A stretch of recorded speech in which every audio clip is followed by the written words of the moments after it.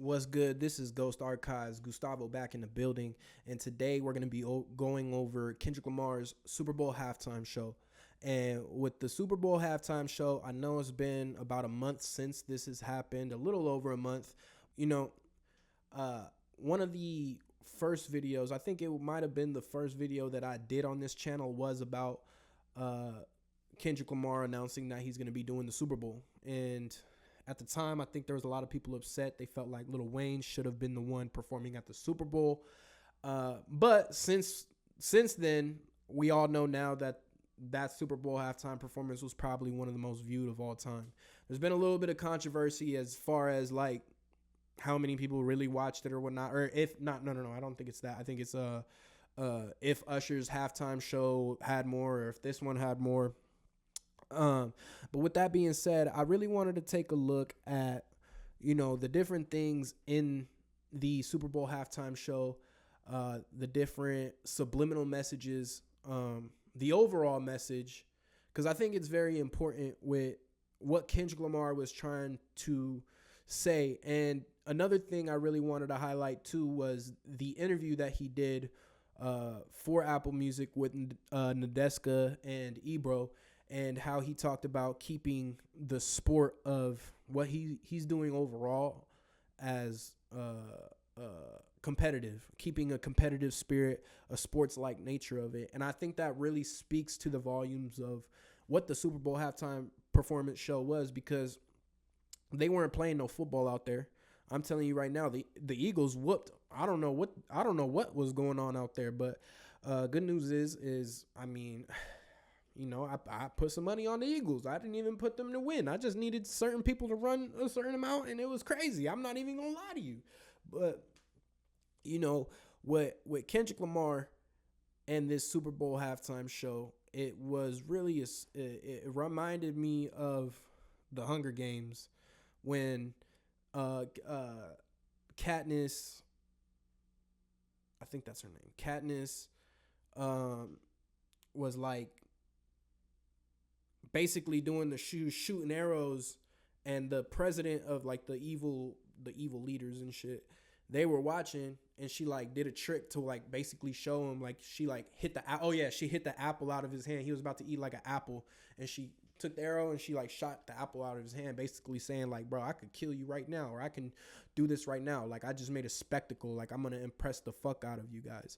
And instead of the evil people being mad, they liked her because of how courageous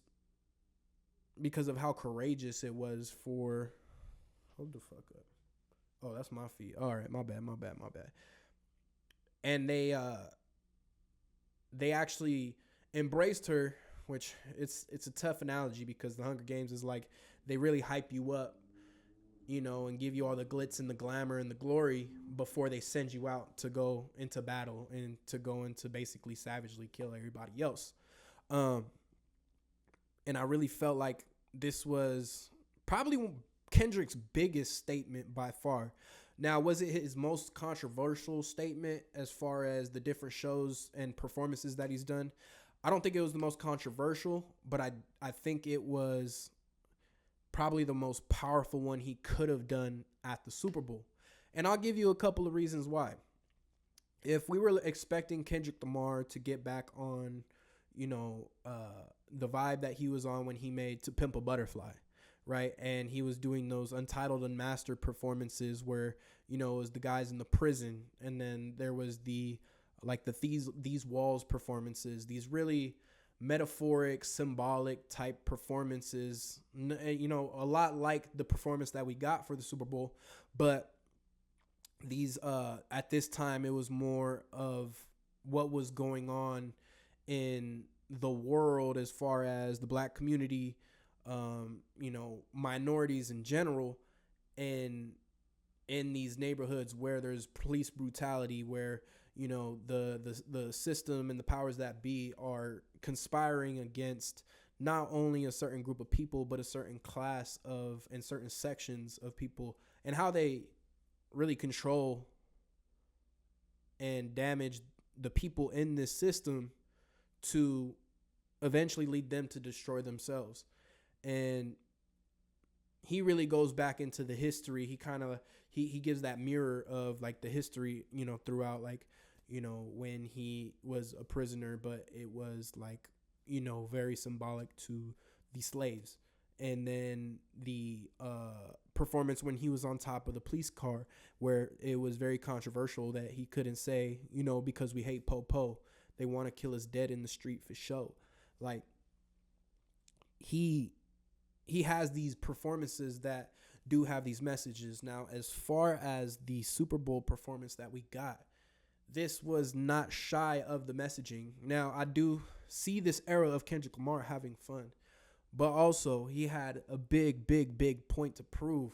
I don't know if he was planning on shifting this way before this album cycle or whatnot, but I really do think it was something that switched in his head to where he kind of changed course and direction a little bit, but it catapulted him into a new dimension. Everyone knows who Kendrick is now. It's insane. There's so much love there's so much love for him now.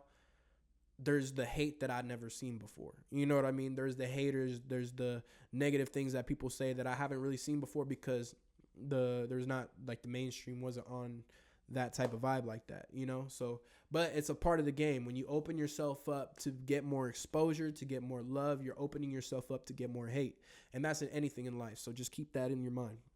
Now, this Super Bowl performance starts up with Samuel Jackson talking about the Great American Game. You see the field, and it's a PlayStation type field. You got the X, the O, the triangle, and the square. Now, I don't know if, like, PlayStation was one of the sponsors for the halftime show, but that would be dope, as far as a business decision. But I think it goes a lot deeper. Now, as far as what the PlayStation symbolizes, I do hear references from the Hillbillies. I'm ducked off from the world. I'm immersed in the PlayStation. Bars like that lead, that kind of trail off. I don't know if it's just profound and what was spoken came to fruition, or if this was planned. But regardless, and the Hillbillies being a diss song too, or a mockery song, whatever you want to call it, of Sticky by Drake. You got to go check that out. Go check out Hillbillies, then go check out Sticky by Drake. Tell me those aren't one of the two songs. Sticky came out first, Hillbillies came out second. Let me know if Kendrick and Baby Keem were trolling or not. Then you got Kendrick coming out. He's standing, he's kneeling on top of the GNX. Very similar to kind of the start of when he was on top of the cop car. But regardless, he's rapping that. He's rapping the verse from the untitled track from GNX that came out the day that the album came out, but there was a separate video. There was a lot of speculation that there would be a second album because of this, and I think that he's doubling down on teasing the idea of there being more music, and this song is one of the biggest examples. I have been hearing some rumors about Nation from the Damn era coming back out, but I think people are just losing their mind. But maybe, it might be the Grand National. I don't know. We're about to get the Grand National tour. I'm super excited to go watch Kendrick live. And the Super Bowl is really like a taste of that.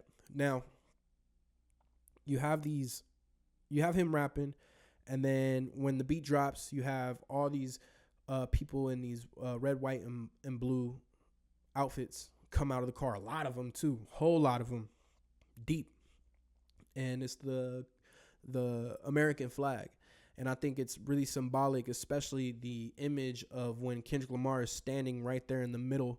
I think it's like it's almost like a country divided or a nation divided, but he's trying to bridge that gap, if that made sense. That's kind of what I got from, because a lot of this performance too was moments, was clips, was standalone shots where he was standing still. The whole stage was standing still, and you get a real visual of what this visual picture. You know what I'm saying? It's live media, and this is like super interesting that the choices that he made, like when he's kneeling on top of the car, there's people referencing him kneeling on top of the car and doing that rapping to XXX Tentacion's cipher that he did where he was kneeling and he was rapping and being super like mysterious and whatnot. And the interesting theory is, and I'm gonna make a video on this, remind me, but it's the I Am Us from The Heart Part 5. And I think a lot of that is the past life regression therapy that he talks a lot about from Mr. Morale in The Big Steppers. And I know that comes before that era. You know, he talks about writer's block and whatnot. But I'll get more into that in that next video. However, so he's giving a reference to Triple X Tentacion on that car. Then he says, we can go body for body. I'll hand you a body. I promise a better masseuse. You know what I'm saying? I really don't bother nobody, but they run it by me if I got to clear out the room. Okay. So could that reference Lucien Grange in I need you to come handle this, or maybe not Lucien Grange, but like, you know, other people in the system or other people that have these buttons to press. Maybe, I don't know. That's a question that needs to be asked. Then he gets into like this bridge between that intro track and Squabble Up. And the thing that he says that stuck out to me was the revolution is going to be televised. You pick the right time but the wrong guy. And I'm like, okay, so what does he mean by that? Like, I've always heard that saying, the revolution is to be televised, or the revolution will not be televised. But this time he's saying the revolution's about to be televised. Y'all picked the right time but the wrong guy.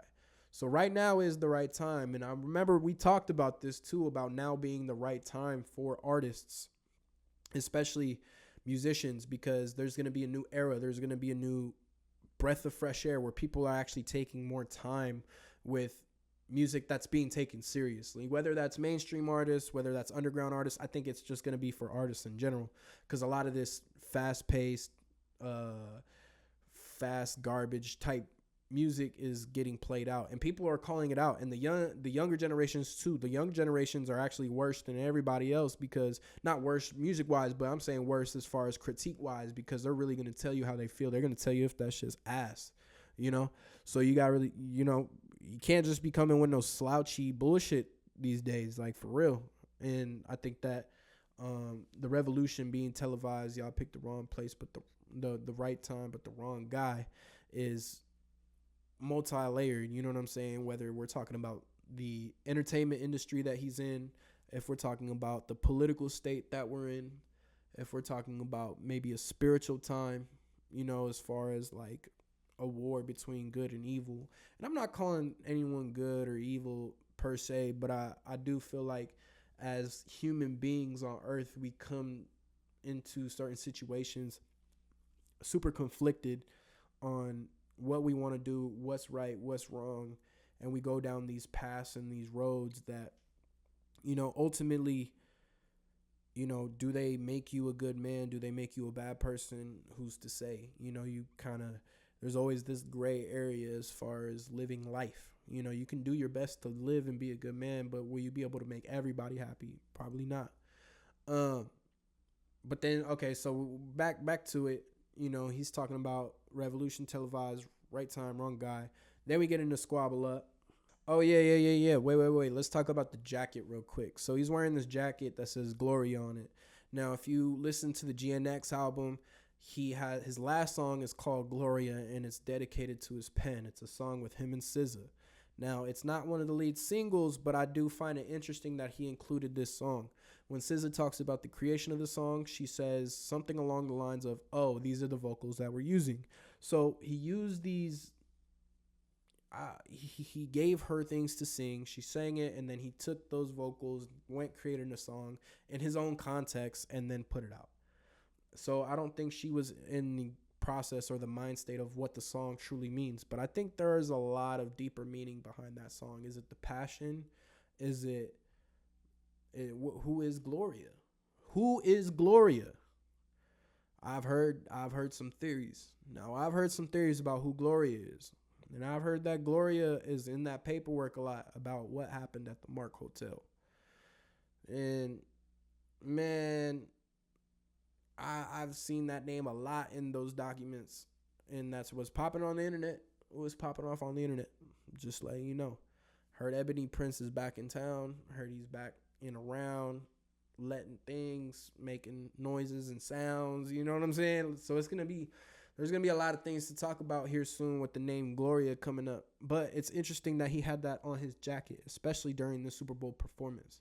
You know, it's like him wearing his passion. It's like him embracing his pen. But also, who's Gloria? Maybe a witness in some type of thing that they got going on over there at the Mark Hotel in New York City, the place where, you know, Drake was pulling up with dog masks, and, you know, they had some crazy ties to some crazy people back in the day. But regardless, you know, the Mark Hotel is just a hotel. You know, so does the Road Runner, or the Super 8 over there. You know what I'm saying? They got some crazy things going on at the hotel too. It's a motel, so I can't be the one to judge. But yeah, that's interesting that he has that, and then he has the A chain with the A minor logo on it. I mean, I know that's a PG Lang logo, but it's just too petty, man. I don't know if this is planned, bro. This might be planned, dog. This might be fucking this. You know, he might be playing 5D chess. He might be playing 6D chess. You know what I'm saying? He might be, man, that should be crazy to me. But all right, so then he gets in the Squabble Up, and you in the pattern of these songs. And, you know, another thing I noticed about the lineup of all these songs is these are all songs that, quote unquote, could be, and I don't look at them like diss tracks. I look at every single song as an offensive song. Now, Not Like Us and Euphoria were for sure diss tracks, but everything else on here, man, these are what rappers do. Rap, man, you got an enemy, man. You better hope you're gonna rap about them. I don't give a fuck. You have somebody that pissed you off, you're going to rap about them. If you rap, you're going to rap about them, because that's the only way you can really get that frustration out as a rapper. Or you can just be cool as shit and be like, rap about stunting on them. You know what I'm saying? Or rap about whatever, you know? So it's all offensive. It's sport-like. And that's what that interview is about, is keeping it intended for the nature of the sport. And that's why I love what he did with the Super Bowl show, because regardless, he's on the offense. He's not on defense. He's not running anything back. He's not blocked. None of that shit. He's hitting. He's striking. He's continuing to throw blows. He's continuing to strike when the opposition can't get up. Then he gets in the humble, which is when he's standing in that American flag, and I feel like that's the divided. You know what I'm saying? Because Samuel Jackson comes out and is like, no, too wild, too reckless, you know, after Squabble Up. So then he plays a hit that everybody knows. Sit down, be humble. You know, he plays a hit that everybody knows, but it's still aggressive. And he's standing in this American flag, and it's like a nation divided. And maybe he could be the bridge. And I like that as well, from the commercial that he did on Cash App with the YouTuber, or I think he did YouTube or TikTok or something like that. But basically, he's like translating what bro is meaning about investing to his homie, and then his homie is kind of talking about his day, and Kendrick explains it to his friend who's an investor and whatnot. So he's bridging that gap, but now he's doing it on a way larger level, as far as like, you know, the platform. You know, he's talking about America at this point. Then he does DNA, one of my favorite songs from Kendrick Lamar. Definitely an offensive song, but he's talking about himself. He's talking about where he comes from, his roots. You know what I'm saying? I got loyalty, I got royalty inside my DNA.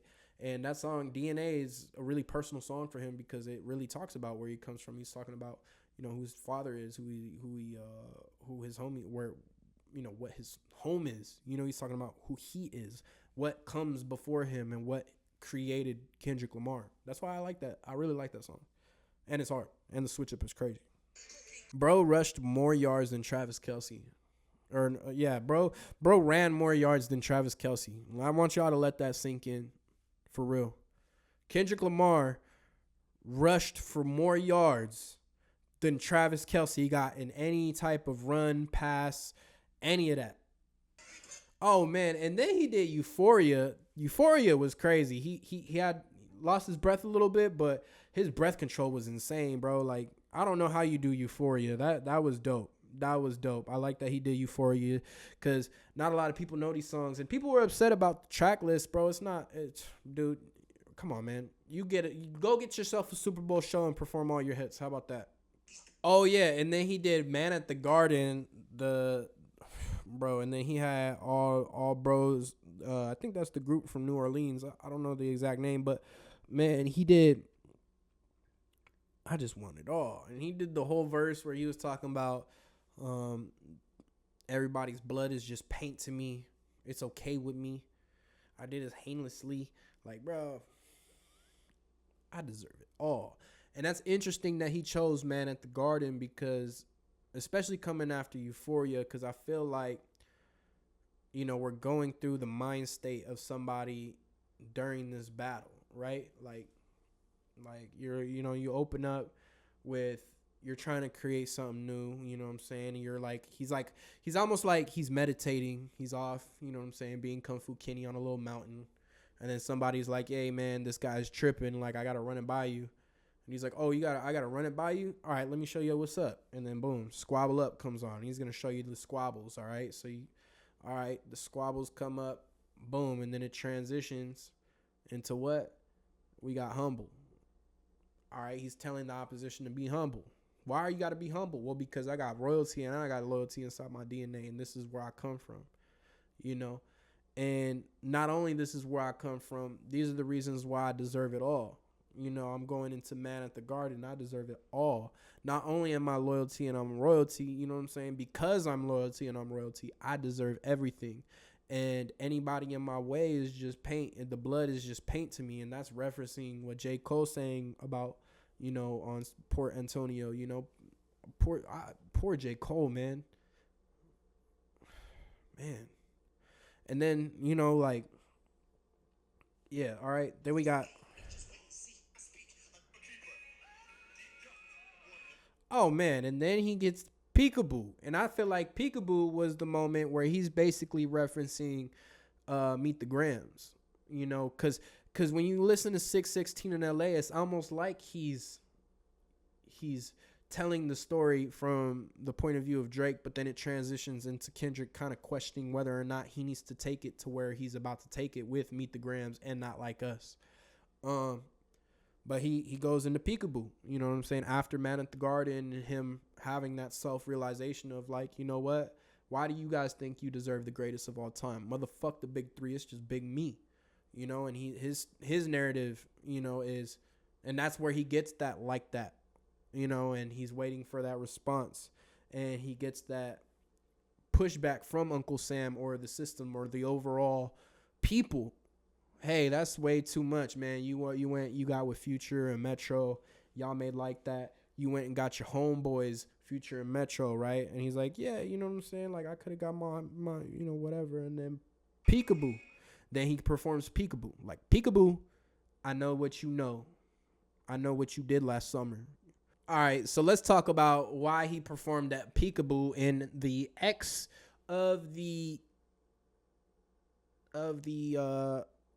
stage of the PlayStation controller. You know what I'm saying? He's immersed in the PlayStation. He's performing inside of the PlayStation. He's immersed inside of the PlayStation, guys. Now the X, that's a reference, I think, and the internet thinks. I'm not even going to claim that I'm the one who came up with it. No. The internet is saying it's XXX Tentacion. Peekaboo is a reference to something got to do with somebody. I don't know exactly what. I don't know that dude. I never heard of that dude. I don't even talk to dude. I don't know what they talking about. So yeah, but he performing that because of Triple X and the situation. So, you know what I'm saying? Prayers out to everybody who's dealing with whatever, everything that's going on with that. It's not a joke, but I don't know, dude. I never heard of dude. I don't talk to dude. Peekaboo. Yeah, I think Peekaboo was a reference to Meet the Grams for sure, because I was that Peekaboo, I know what you're doing. And then he gets into the pinnacle of the battle, which is Not Like Us, right? Not Like Us is just the moment where everybody kind of knew it was a wrap. It's a wrap. Oh, I thought we were about to get into Not Like Us. No, no, no, no, no, no. Then he gets into Luther with SZA. SZA comes out looking bad. Let me not. Let me not. She was looking gorgeous.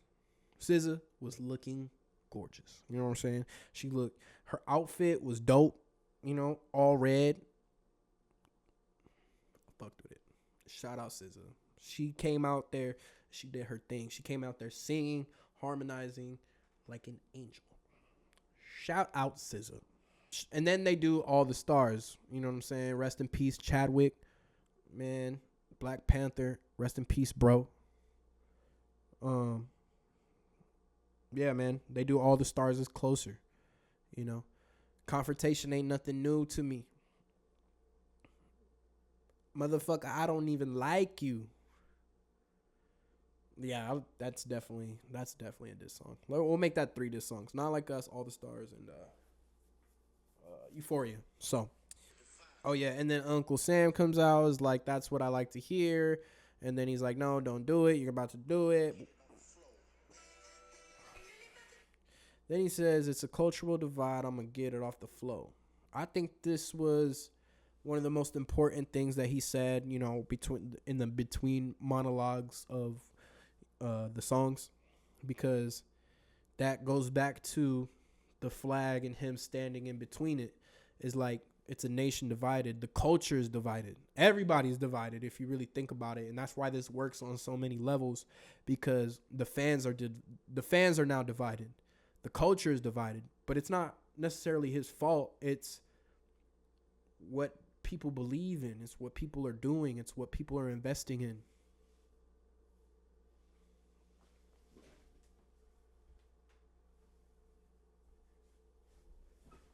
You know, and then on top of that, as far as the people in politics, you know what I'm saying? Like, it's super divided now. You know, it's super divided. I've seen people that don't really judge people like that turn into like Trump heads and just treat people like ass, or just be completely blinded. And then the same thing on the other side too. I've seen people that are super like, you know, whatever. I don't know what the sides are called, the Bloods and the Crips. The people that be cripping over there, you know, the politics that be cripping over there, they be on some super militant shit about it. It's crazy, bro. And it's all about people that really don't give a fuck about me or you. You know what I'm saying? That's the shit that be tripping me out. But it's a cultural divide. I'm gonna get it off the flow. Honestly, Kendrick Lamar is the act, and I understand why 50 Cent doesn't like Kendrick Lamar, because Kendrick Lamar is the only person that's more petty than 50 Cent. Don't beef with him. Do not rap against Kendrick ever. Drake. Drake. Do not rap against Kendrick ever. Because this is some petty ass shit, bro. He went to the Super Bowl, smiled, said, "Hey, Drake, I heard you like him young." Certified, he didn't even have to say the word. Says everything. Run for your life. Run for your life.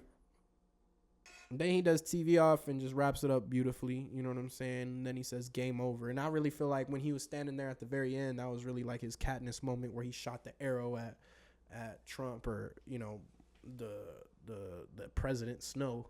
It was like, yeah, see this right here? You can't do this. You're not that guy, pal. You know? But regardless, I think the Super Bowl halftime show was absolutely incredible. I think that it's going to be very hard to get a performance topped like this one. But, I mean, who am I to say? I mean, this guy pops up, peekaboo. I need to do the whole peekaboo. You know what I'm saying? Like, peekaboo. I just put them boogers in my chain. You know, I think that this Super Bowl halftime show was really about trying to bridge the people into what the competitive nature of rap is. Everyone's divided right now. And whether or not the people like you or they don't like you, when you're out on the court playing basketball and the other team's fans are like, you fucking suck, boo, fuck you, eat a dick, you know what I'm saying, boo, throw a tomato. You know, throw your French fries at this fucking sucker. Look at this loser. You can't make a shot. You can't make a three. That's what this is. And who's going to buckle and who's going to fold under that pressure, or who's going to thrive?